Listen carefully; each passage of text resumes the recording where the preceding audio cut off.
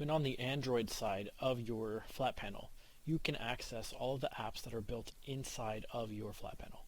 Consider it like a giant tablet on your wall. When we open up the apps, we'll see a list of several apps. For now, we are only going to focus on the browser and the visualizer. Do not sign into your Rockwall or personal accounts in any of those Google applications, as you will remain logged in, and that will present a security issue. When we open up the apps, we have this one called Visualizer. In order to use the Visualizer app on the flat panel, we need to plug our document camera directly into the flat panel.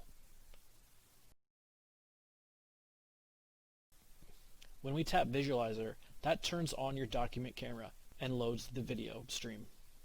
You can also interact with the image by rotating it. To autofocus, press the eyeball on the document camera, and that will bring your document camera into focus.